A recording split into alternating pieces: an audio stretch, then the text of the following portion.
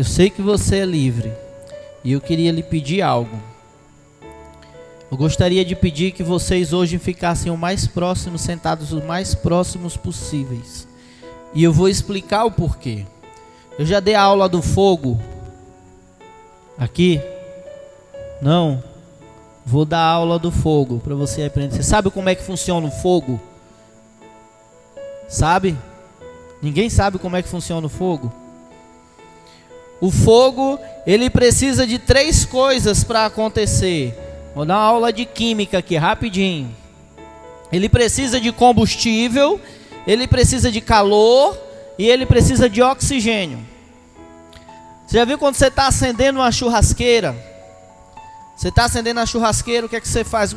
O processo que eu uso, eu pego o carvão, né? Vou assar uma carne, aí eu boto o carvão na churrasqueira, aí eu pego um papel higiênico, faço aquele tubinho com papel higiênico, eu jogo óleo para o papel queimar bem lento, para que possa acender o carvão, e aí eu risco o fogo do papel, e aí coloco o papel bem no centro e vou colocando o carvão ali, para quê? Para que o carvão possa ser aceso.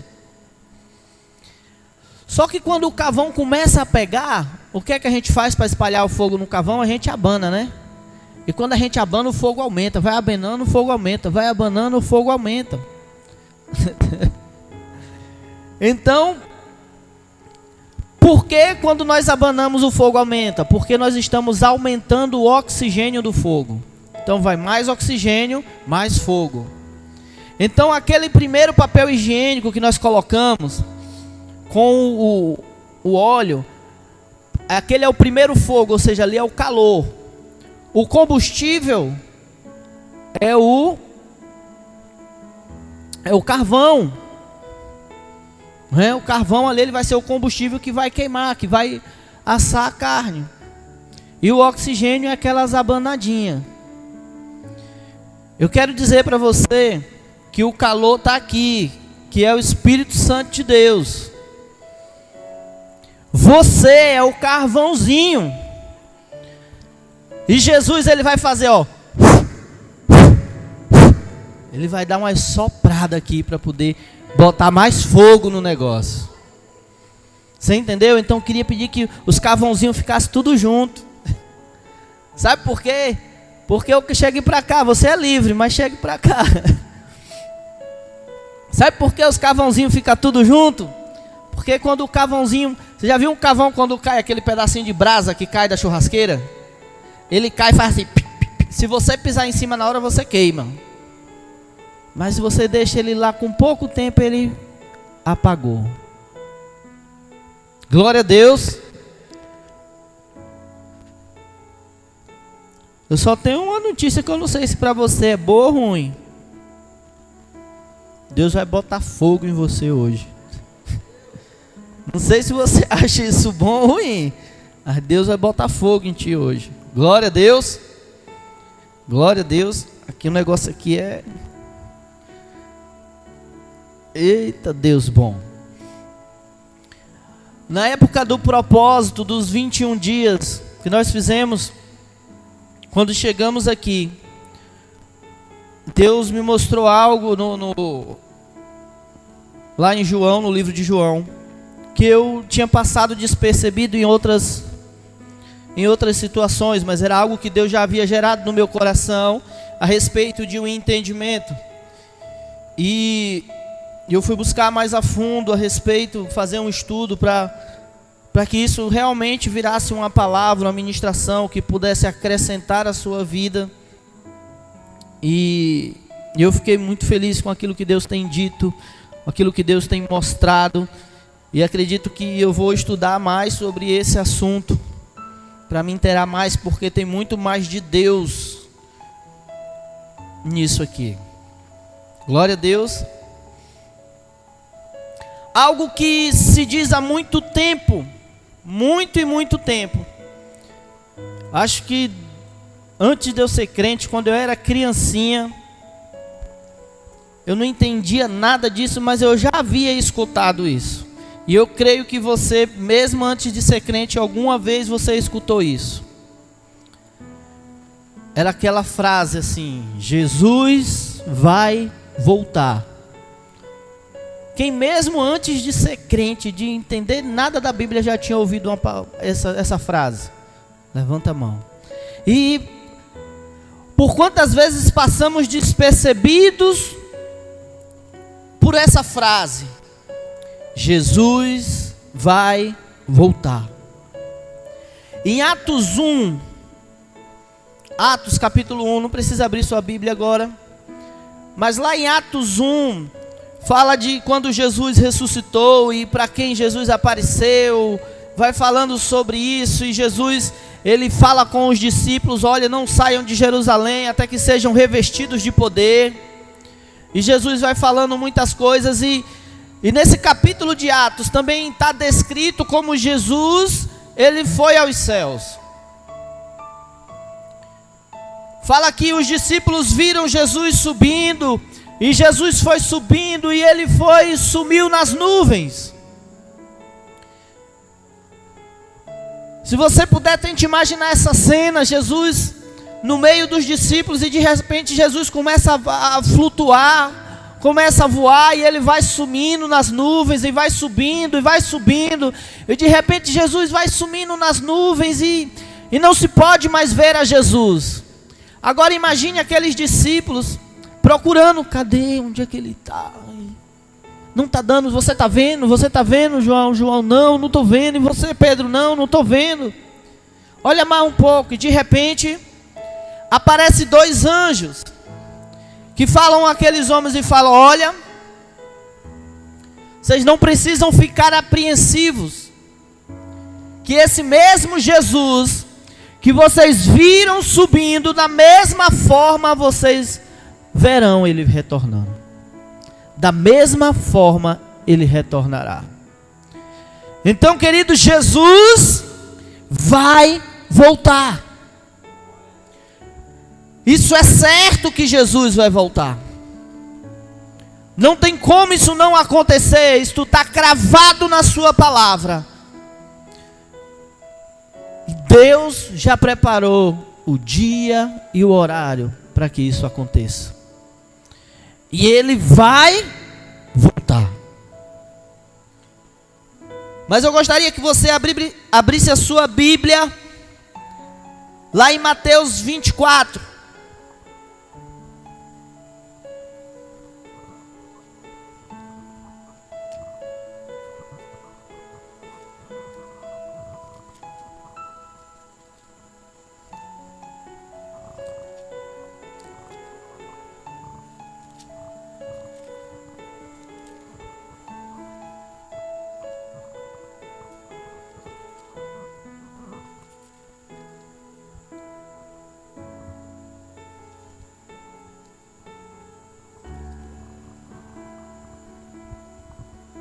Mateus 24, glória a Deus, a partir do versículo 3, diz assim: tendo Jesus se assentado no monte das oliveiras, os discípulos chegaram até ele, em particular, e lhe pediram: dize-nos, quando ocorrerão essas coisas?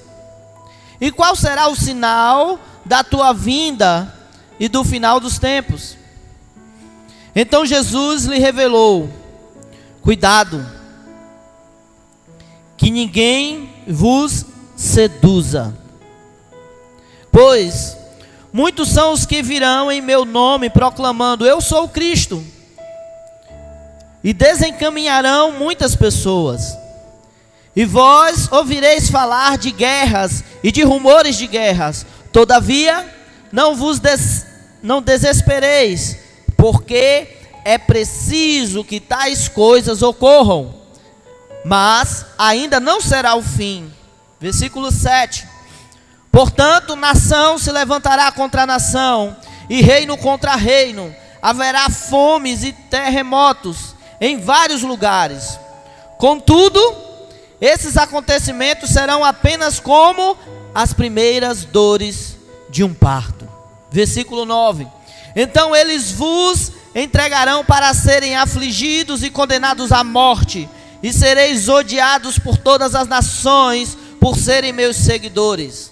Versículo 10: nessa época, muitos ficarão escandalizados, trairão uns aos outros e se odiarão mutuamente. Versículo 11: então, numerosos falsos profetas surgirão e enganarão a muitos. Versículo 12: e por causa da multiplicação da maldade, o amor da maioria das pessoas se esfriará. Versículo 13: aquele, porém, que continuar firme até o fim, será salvo. Glória a Deus. Curva a tua cabeça, quero orar mais um pouco com você. Senhor, diante de nós, Pai, esta noite mais uma vez está a tua palavra, Jesus. Senhor, eu que te peço, Deus, que tu venha com o rema, papai. E o rema és tu, Jesus. Então, Senhor, que tu venha essa noite com graça, Deus, trazendo revelação, papai, fazendo, papai, com que essa palavra possa ser viva em nós e através de nós. Que não seja apenas uma letra no papel, Senhor, mas, Deus, que possamos aprender aquilo que tu queres nos ensinar, aquilo que tu queres nos ministrar esta noite. Fala conosco, Jesus. Altera algo em nós essa noite, Jesus. Que possamos, Deus, através da tua palavra hoje, Senhor, sair deste lugar hoje mais firmes, mais fortes. Senhor, eu te peço clareza, entendimento, compreensão, discernimento sobre as nossas vidas essa noite, a respeito da tua palavra, a respeito do pão da vida, a respeito de ti, Jesus. Em nome de Jesus, em nome de Jesus. Senhor, eu te peço, ó Deus, acende o teu fogo esta noite em nós. Acende o teu fogo essa noite em nós. Vem nos dar o teu calor. E sopra, Jesus, sopra, Jesus, sopra, Jesus, com teu sopro de vida, mais uma vez, em nome de Jesus. Amém. Glória a Deus. Esse capítulo inteiro de Mateus, o capítulo 24, se estende para o capítulo 25. Jesus ensinando e falando acerca da sua vinda, falando acerca dos fins dos tempos. Rafael, porque é o fim dos tempos se não vai acabar? É porque aí começa a eternidade. Então não se conta mais. Então não vai haver mais tempo. Por isso que é o fim dos tempos. Quando Jesus retornar, será o fim dos tempos. Eu quero chamar a sua atenção para o versículo 13, o último versículo que nós lemos. Nós vimos Jesus falar a respeito de alguns sinais, de algumas coisas que aconteceriam antes da sua vinda, como seriam o princípio das dores. E isso tem acontecido muito antes de eu nascer, muito antes de vocês nascerem. Tem havido guerra, nação tem se levantado contra nação, reino contra reino. Sabe, o amor de muitos esfriando, a perseguição. E nós estamos, isso está acontecendo há muito tempo. Queridos, e algo que eu já ouvi pessoas compartilhando comigo, que ouviram outra pessoa dizer. Uma pessoa uma vez disse assim: mas os crentes ficam só falando que Jesus vai voltar, que Jesus vai voltar. E faz tempo que crente fala isso. Em Jesus já foram não sei quantos mil anos depois que Jesus morreu e ressuscitou, e nada de Jesus voltar. A palavra de Deus diz que ninguém saberá o dia e nem a hora. Em Mateus 24, a partir do verso 38 até o verso 44, Jesus está falando que justamente isso, que ninguém vai saber o dia e nem a hora, e que será como nos dias de Noé,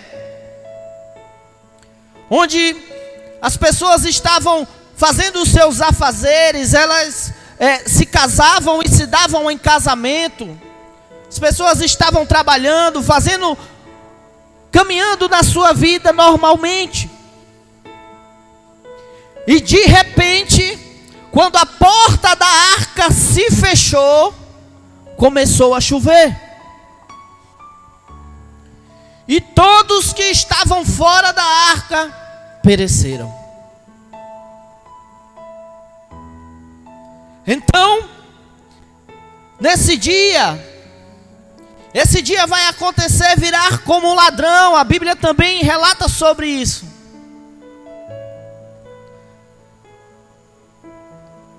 O ladrão, ele não avisa quando vem. E de repente, levaram. Se você souber, o dia que o ladrão vem, você vai fechar a porta, você vai trancar, você vai ficar esperando com um pedaço de pau, você vai chamar mais alguém. Mas nós não sabemos. E precisamos estar preparados. E o versículo 13 de Mateus 24, ele diz: aquele, porém que continuar firme até o fim, será salvo. Nós precisamos perseverar, queridos, porque nós não sabemos quando esse dia vai acontecer. Pode ser no próximo segundo, pode ser no próximo minuto. Mas muita gente diz, faz tempo que os crentes dizem que Jesus está voltando. Essa conversa é velha. Isso é só papo furado. É o que muita gente fala.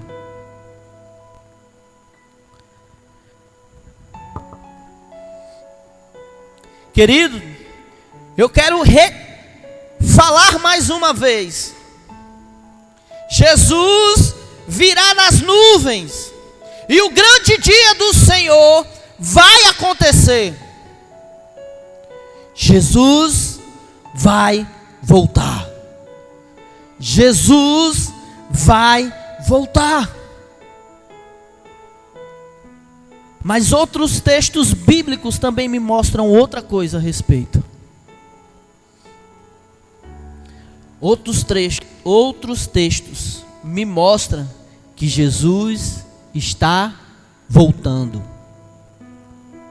E eu vou explicar isso para você, para que você possa entender.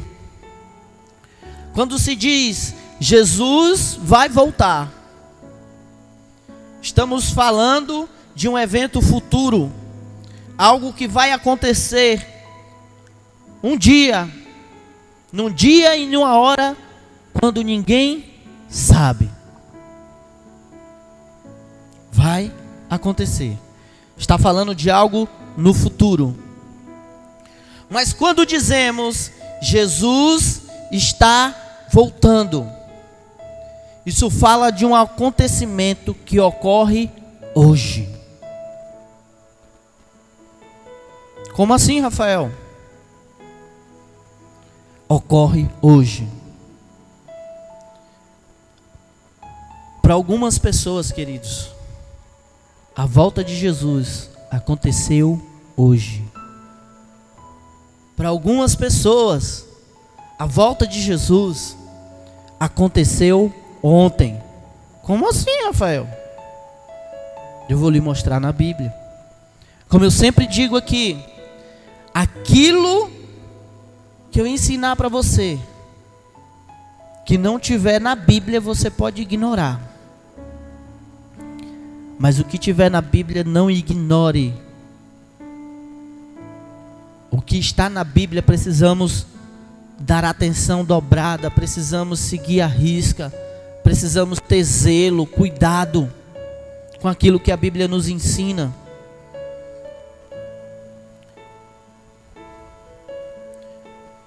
Abre lá a tua Bíblia em João 11.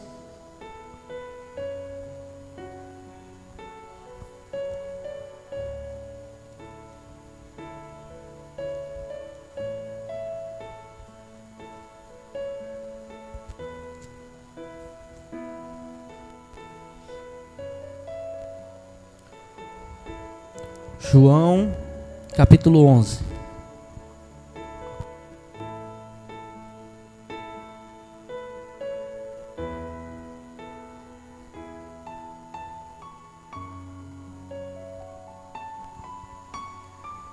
Vamos ler do versículo 1 até o versículo 6, que diz assim: Um certo dia, um homem chamado Lázaro, de Betânia, da aldeia de Maria e de sua irmã Marta, estava doente. Esta, Maria, cujo irmão Lázaro estava doente, era a mesma que ungiu com óleo perfumado o Senhor, e lhe enxugou os pés com os seus cabelos. Versículo 3. Assim sendo, as irmãs de Lázaro mandaram dizer a Jesus: Senhor, eis que aquele a quem amas está enfermo. Ao saber do ocorrido, disse Jesus: Esta enfermidade não terminará em morte, mas sim para a glória de Deus, para que o Filho de Deus seja glorificado por meio dela. Versículo 5. E Jesus amava Marta, a irmã dela, e Lázaro. Contudo, quando ficou sabendo que Lázaro estava doente, ficou mais 2 dias no lugar onde estava. A palavra diz que Jesus amava Lázaro. E Jesus fica sabendo que Lázaro está doente. E o que é que Jesus faz? Jesus não sai correndo atrás de Lázaro. Jesus espera 2 dias no lugar onde estava. Jesus era aquele que curava. Qual era a esperança de Maria, de Marta, quando mandaram avisar Jesus? A esperança delas é que, quando Jesus soubesse que Lázaro estava doente, que Jesus voltasse correndo, para que pudesse operar um milagre em Lázaro, e que Lázaro pudesse ser curado da sua enfermidade. Mas Jesus espera.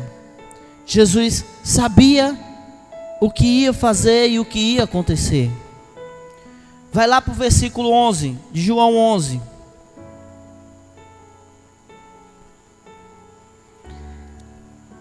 Tendo dito essas palavras, prosseguiu explicando-lhes: Nosso amigo Lázaro dorme, mas eu vou até lá para despertá-lo. Queridos, nesse momento, Lázaro já estava morto. Lázaro estava morto, mas Jesus se refere a Lázaro estando morto como se Lázaro estivesse dormindo. E acredite em algo que eu vou lhe dizer agora. Quem trouxe caneta e papel, essa é uma boa hora para anotar. Muitas vezes na Bíblia se relata a morte como está dormindo. Eu não vou ler os textos, mas vou falar alguns que eu separei aqui, que falam sobre isso. 1 Reis 11, 21, 1 Reis 14, 31, 1 Reis 16, 6, 2 Reis 10, 35, 2 Crônicas 26, 23, Mateus 9, 24, Lucas 8, 52, Atos 7, 60, Atos 13, 36, 1 Coríntios 15, 6. E tem mais, eu não anotei tudo não, porque eu fiquei com preguiça, vou negar não. Mas tinha muitos e muitos. Por isso que eu falei o que para você? Que eu precisava até estudar mais essa palavra, esse texto, porque ela é muito ampla. Mas em todos esses textos que eu citei para você, se você não deu tempo para anotar e você quiser anotar no final do culto, você me chama que eu vou lhe mostrar. Você anota todos esses textos. Mas em todos esses textos se referem a pessoas que morreram, ou a morte, ou quem morre como quem está dormindo. E foi da mesma forma que Jesus tratou com Lázaro. E Jesus vai até a casa de Lázaro. E quando Jesus chega lá, as irmãs estão aos prantos. Lázaro já havia 4 dias que estava sepultado. Não fala de morto, de sepultado 4 dias.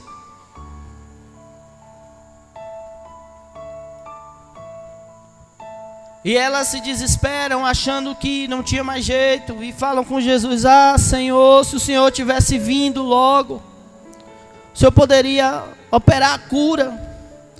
E Jesus disse: calma, Lázaro vai ressuscitar. Aí ela vai falar: ah, Jesus, eu sei que no último dia ele vai ressuscitar. Jesus sabia que era naquela hora. Jesus vai para aquele lugar da sepultura, manda que retirem a pedra. Jesus chama Lázaro. E Lázaro volta a viver. É tão forte quando Jesus ressuscita Lázaro, que o povo religioso daquela época, além de matar Jesus, queria matar Lázaro também, de novo.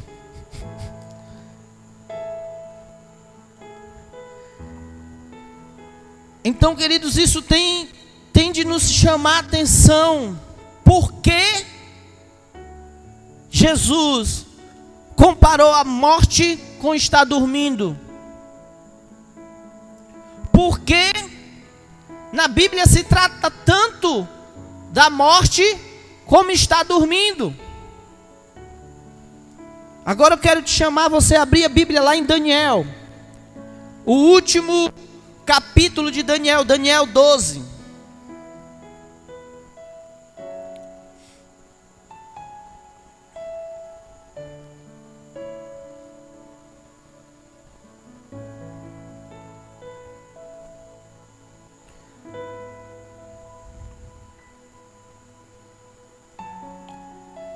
Daniel 12, versículo 2.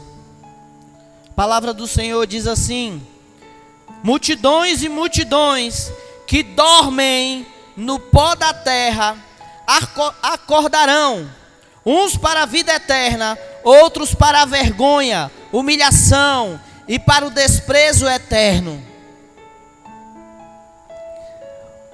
Se você for ler esse capítulo 12 de Daniel inteiro, ele está falando dos últimos tempos. Ele está falando do dia em que Jesus virá.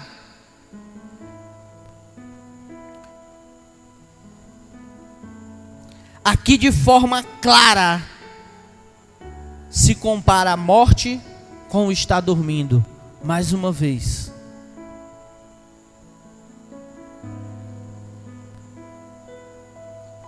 E o que muitas pessoas, principalmente quem está no mundo, entende sobre a morte é que a morte é o fim. Que chegou o dia, morreu, acabou.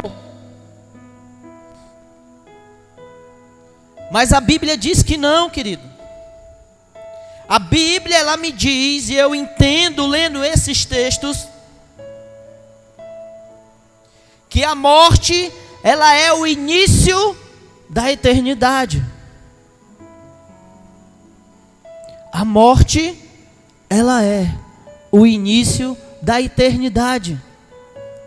Seja ela com Deus ou com o diabo.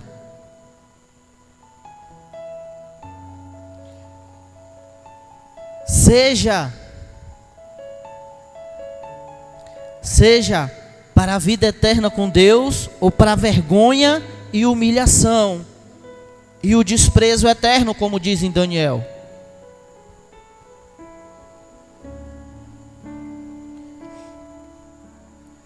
pastor Antônio Viana, uma vez na oração na chácara, disse que, conversando com um rapaz, e esse rapaz disse que era ateu. Sou ateu. Aí ele disse que, conversando com esse rapaz, ele disse assim: olha,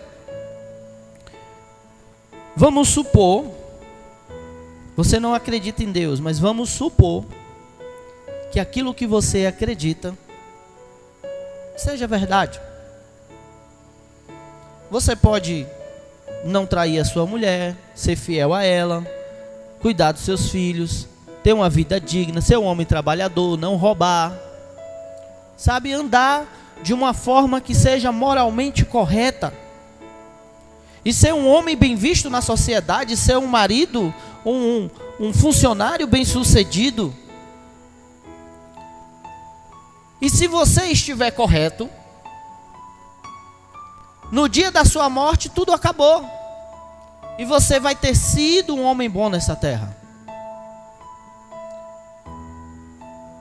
E se eu estiver errado naquilo que eu acredito, eu sendo cristão, eu também vou ter uma boa vida, eu vou corrigir os meus erros, vou ser um homem bem visto na sociedade,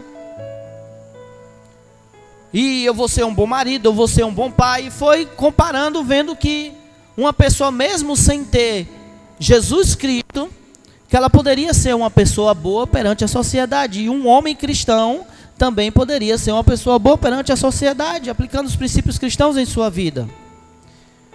Ele falou: e se você tiver certo, simplesmente no dia que eu morrer tudo acabou. E ele disse: mas como eu sei que eu estou certo, que eu estou correto, segundo a minha fé, eu vou ter uma eternidade com Deus no dia que eu morrer. E você pode ser bom o quanto for bom, sem Jesus, segundo a minha fé, estarás condenado.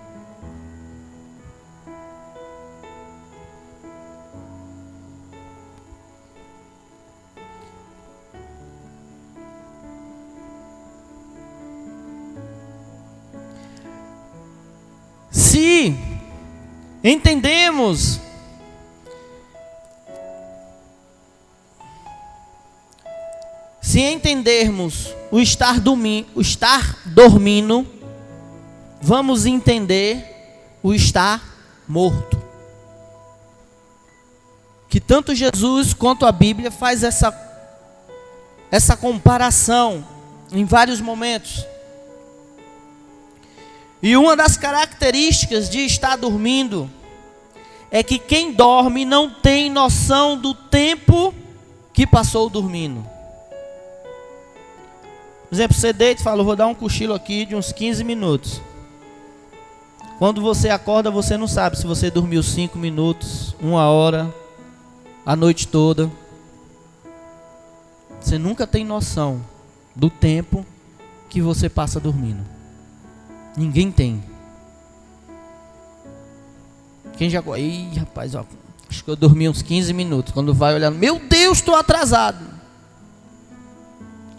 Porque não temos noção de tempo quando estamos dormindo.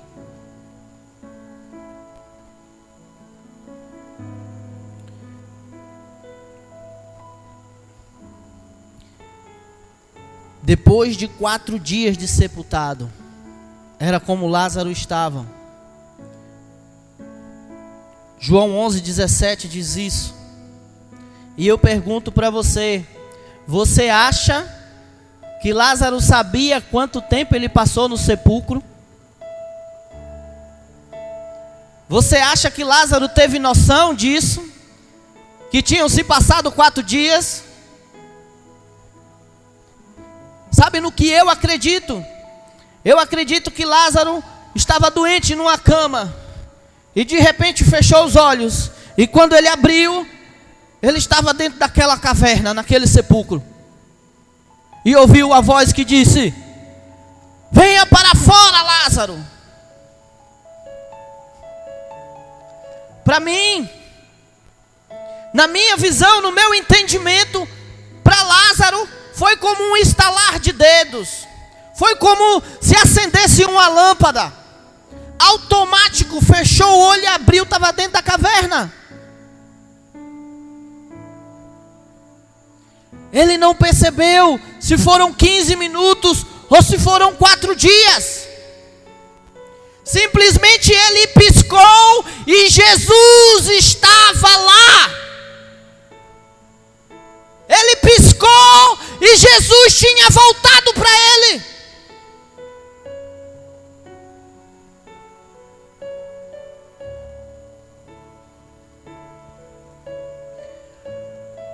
Se chegassem para Lázaro e falassem assim: Lázaro, esses crentes ficam falando aí que Jesus está voltando. Aí Lázaro dizia assim: rapaz, tu fica de olho que negócio é ligeiro.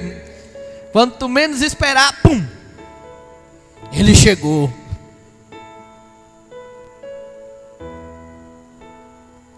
Quando você menos esperar, ele chegou.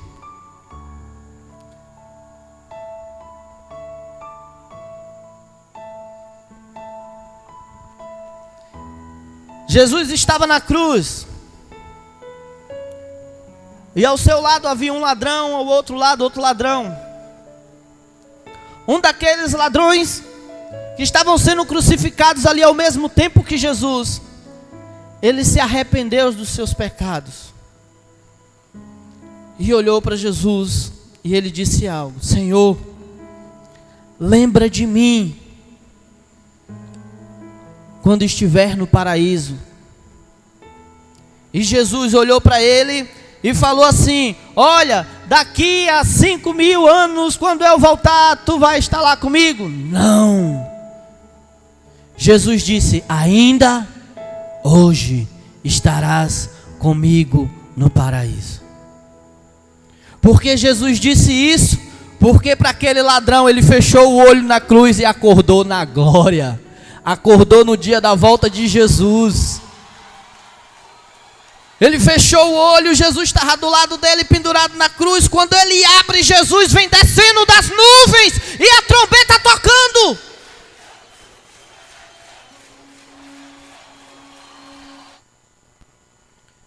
Jesus vem descendo das nuvens e a trombeta tocando. E ele deve ter tomado o maior susto. Eita, ele estava aqui agorinha do meu lado.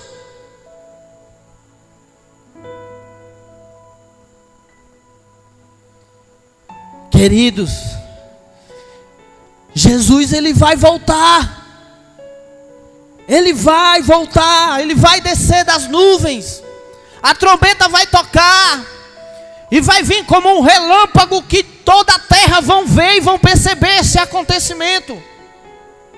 E ele vai descer dentre as nuvens para buscar a sua igreja.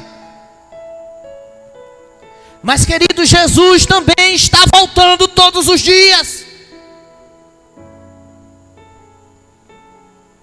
2 Pedro, capítulo 3, versículo 8, diz o seguinte: contudo, amados, há um princípio que não deveis esquecer, que para o Senhor um dia é como 1000 anos, e 1000 anos como um dia. Aí você vai ler esse capítulo para entender qual é o contexto que Pedro está falando ali naquela carta. E adivinha qual é o contexto? O fim dos tempos. Um dia para o Senhor é como 1000 anos, e 1000 anos como um dia. Eu não sei quanto tempo se passou entre o fechar e abrir os olhos daquele ladrão que estava na cruz. Mas para aquele ladrão, no meu entendimento, foi como um raio, foi um piscar de olhos.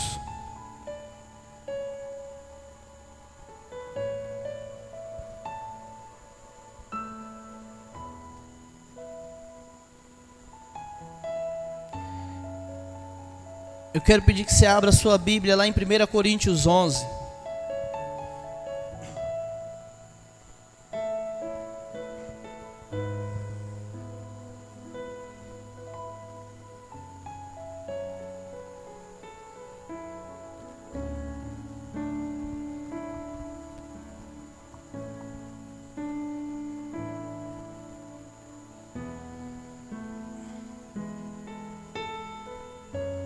1 Coríntios, capítulo 11.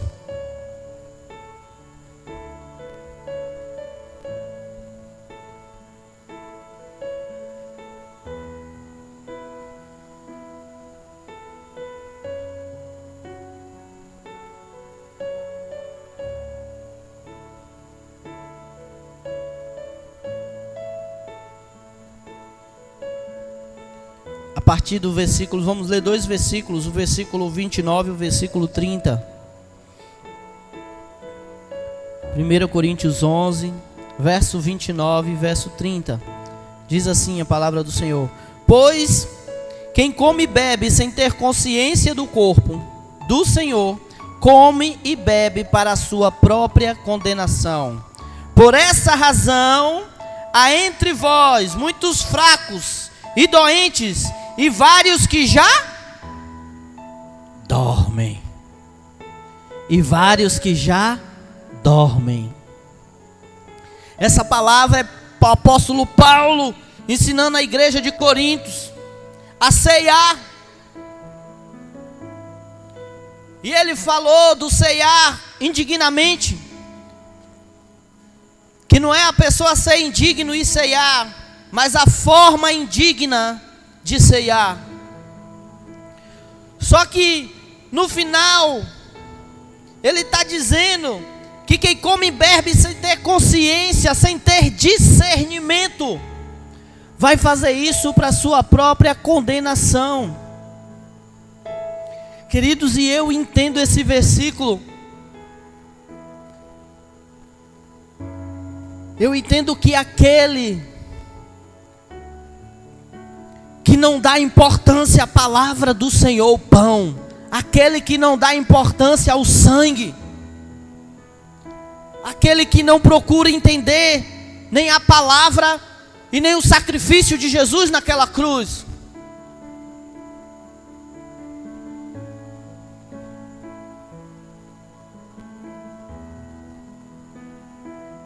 que faz isso sem consciência, saborear do pão do Senhor, provar do sangue, do sacrifício dele naquela cruz,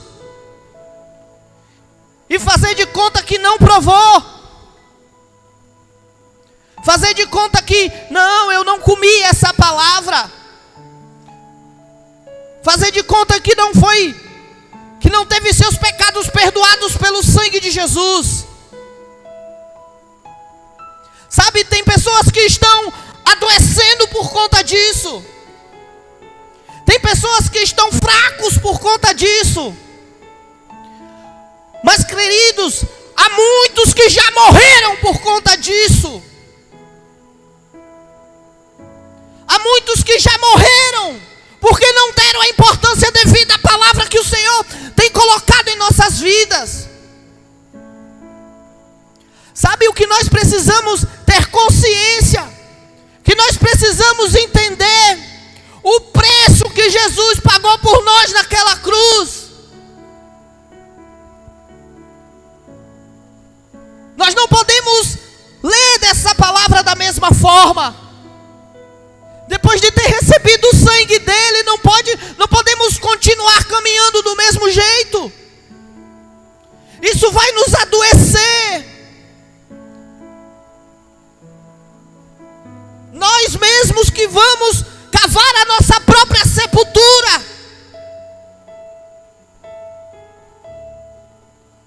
Porque quem come e bebe sem discernir o sangue, faz para a sua própria condenação.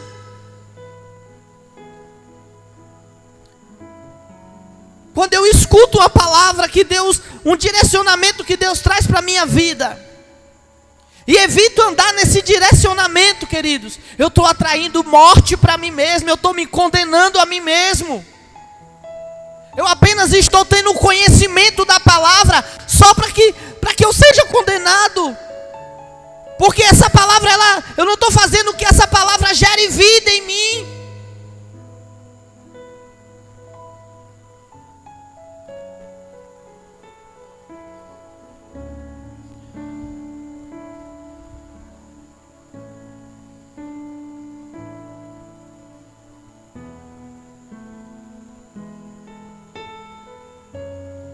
sem ter entendimento do que estamos fazendo. Não podemos mais ceiar dessa forma, não podemos mais comer do pão dessa forma.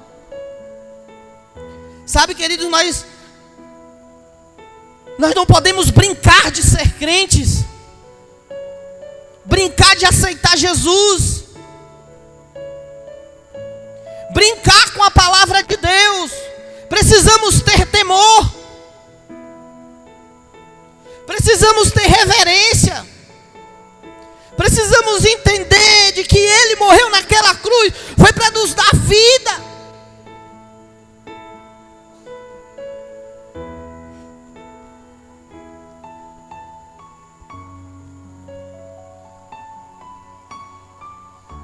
Efésios 5. Eu estou te levando em vários textos diferentes, que praticamente estão dizendo a mesma coisa, estão no mesmo sentido.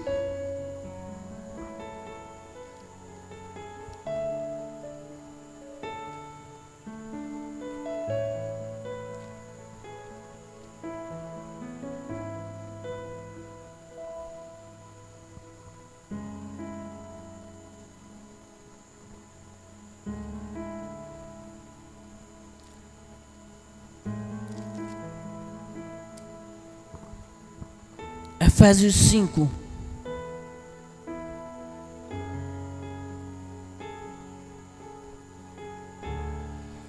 A partir do versículo 8.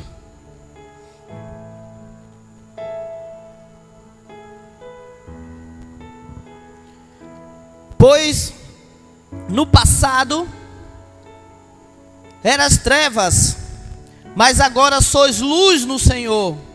Assim andai como filho na luz.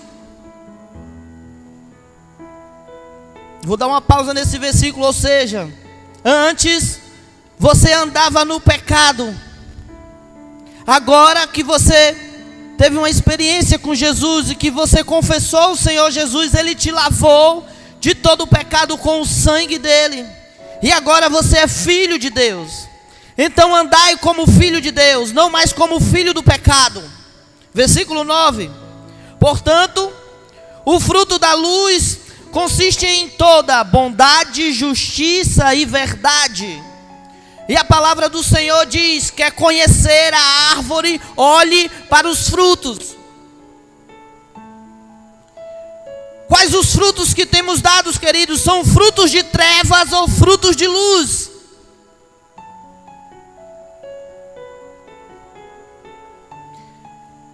Versículo 10: e aprendei a discernir o que é agradável ao Senhor.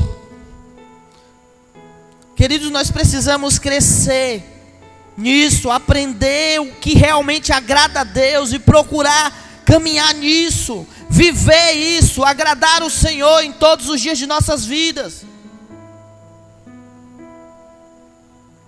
Versículo 11: e não vos associeis às obras infrutíferas das trevas, pelo contrário, condenai-as.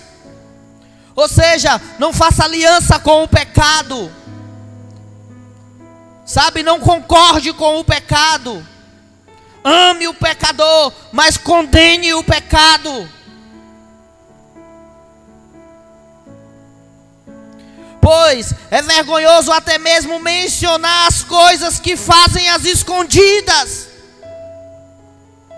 Vergonhoso, queridos. Mas o Senhor, Ele vê tudo. Ele vê, Ele sabe de tudo. Versículo 13. Mas todas essas atitudes, sendo condenadas, manifestam-se pela luz, pois absolutamente tudo se torna visível diante da luz. No dia em que Jesus voltar, nada ficará oculto, nada ficará escondido. Como lemos em Daniel, ou é para estar na glória com Ele, ou para estar em vergonha e ir direto para o lago de fogo. Eu não estou aqui querendo deixar ninguém com medo, mas eu preciso proclamar que Ele está voltando. Eu preciso proclamar que Ele virá. Eu preciso proclamar a verdade. Querido, Jesus veio preparar um povo para ir para o céu. Jesus não veio preparar um povo para vir para o próximo culto.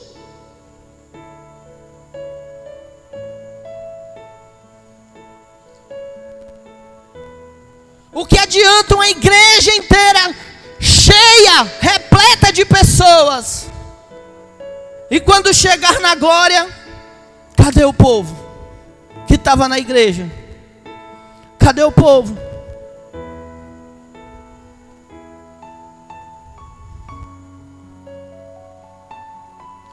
Leia o versículo 14 comigo. Por isso é que foi dito: desperta, ó tu que dormes, levanta-te dentre os mortos, e Cristo resplandecerá sobre a tua pessoa. Desperta, ó tu que dormes, desperta. Eu não sei, querido, se você está enfaixado dentro de uma sepultura, assim como estava Lázaro. Mas o que eu quero te dizer é que o autor da vida está aqui hoje, e Ele veio para te despertar. Ele veio para te tirar dessa caminhada de morte e te colocar de novo numa caminhada de vida.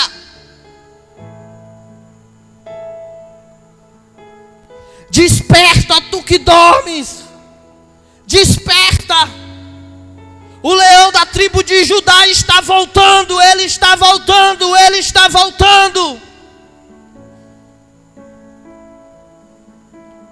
Precisamos estar preparados, igreja. Sabe lá em Mateus 24, se você for ler, você vai perceber, não adianta voltar para pegar a túnica. Senhor, eu vou aqui em casa pegar minha... Não vai dar tempo. Não vai dar tempo. Quem está preparado vai, quem não está, não vai.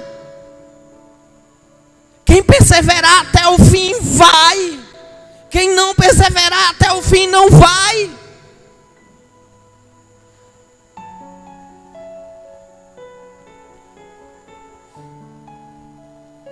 Eu não vim para esse lugar para ganhar dinheiro.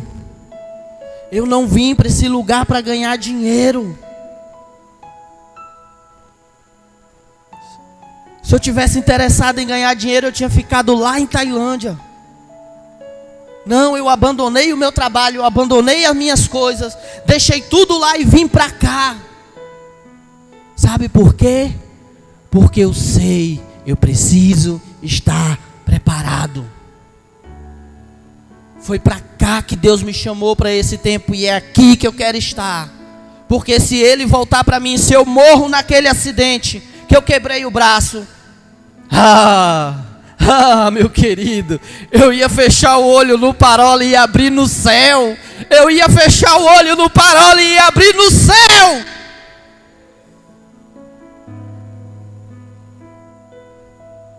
Se você fechasse os teus olhos agora,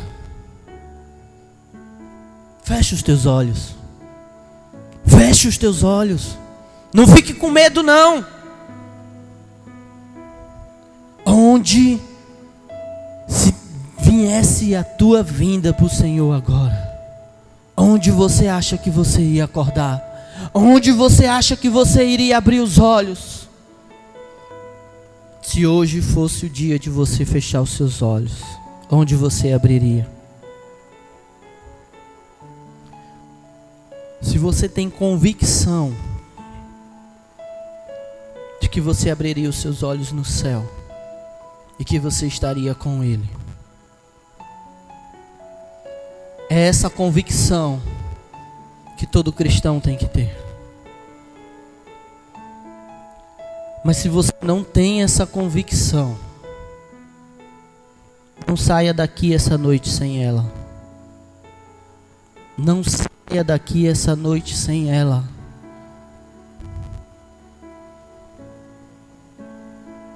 Como está escrito, Em João 3,17, o Filho do Homem, o Filho de Deus, ele veio ao mundo para salvar o mundo e não para condenar. Jesus veio para te salvar e Ele quer te levar para a eternidade. Então não saia daqui sem essa convicção. E eu quero orar por você hoje. Eu quero orar para que você possa ter essa convicção. E eu quero te pedir que você venha à frente, para que nós possamos orar. Em nome de Jesus. Em nome de Jesus. Em nome de Jesus. Se você tem essa convicção, muitas vezes, igreja, nós estamos diante do Senhor, a intenção do nosso coração é boa, é de estar com Ele, é de querer ter Ele. Mas eu quero que a igreja abra o entendimento nessa noite. Ele não quer somente a intenção do nosso coração, Ele quer tudo. E glória a Deus pelas nossas vidas, porque estamos vindo à igreja, estamos buscando todos os dias entregar tudo de nós ao Senhor. Mas quando o pastor estava falando, e ele falava de morte, o nosso Deus, Ele não é um Deus que reina sobre mortos. E por isso hoje eu quero convidar a igreja a vir aqui diante do altar do Senhor. Porque eu sei, assim como eu, muitas vezes existem áreas da nossa vida. Muitas vezes não são todas, mas existem áreas que estão mortas. E hoje o nosso Deus, Ele quer reinar sobre vida. Ele quer gerar vida naquilo que tem morte dentro de nós. Hoje o Senhor quer tudo. Tudo. Hoje o Senhor quer reinar sobre vivos.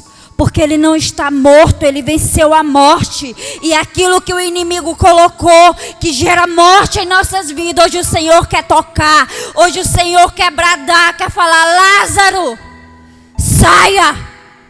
Porque eu sou um Deus que reino sobre vida. Hoje o Senhor quer gerar vida em nossas vidas. Aleluia.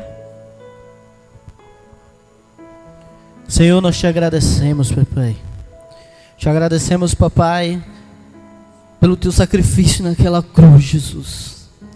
E queremos declarar a ti, Jesus, não foi em vão, Senhor. Não foi em vão, Jesus. Tu nos resgatou pelo teu sacrifício naquela cruz, Senhor. Tu nos resgatou, Jesus. E se hoje podemos estar reunidos aqui, nos arrependendo mais uma vez, é por conta da tua bondade, da tua misericórdia, do teu amor. Papai de amor, e Senhor, eu te apresento cada uma dessas pessoas que aqui estão.